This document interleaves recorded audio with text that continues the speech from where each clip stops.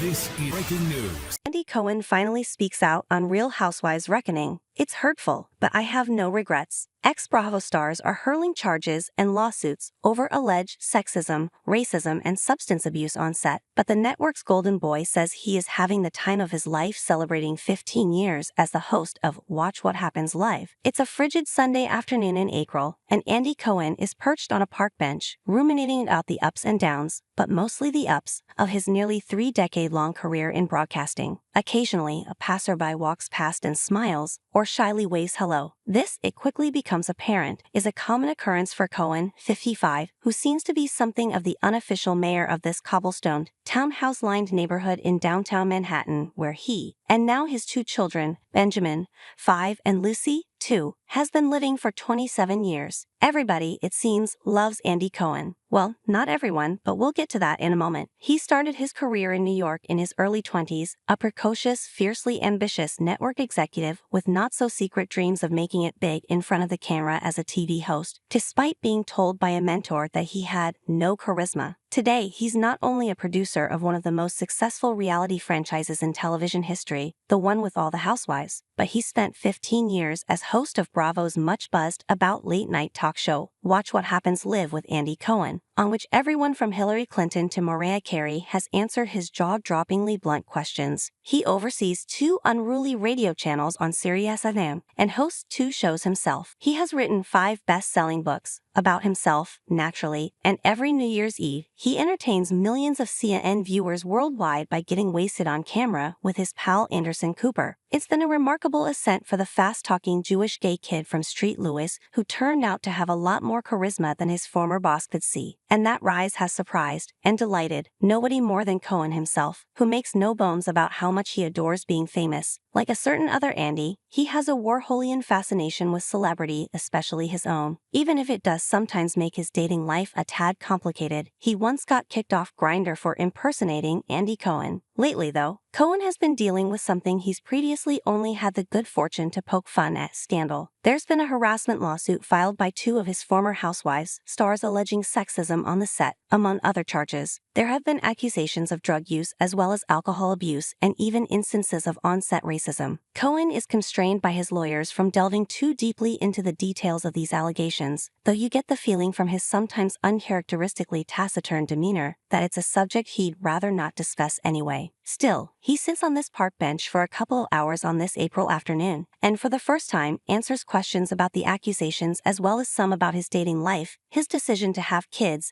and what it means to be the only openly gay man on late-night TV. You've been a producer of Real Housewives for 18 years now. In that time, a lot has changed in the culture at large. How have you adapted, and what has been the biggest challenge? Producing a show about politically incorrect women in 2024 is different than producing a show about politically incorrect women in 2009. In 2009, when one of the kids called his brother a fag, we left it in the show and then discussed it at the reunion episode. That was how 2 brothers talked to each other in 2009, and we saw it as a teaching moment.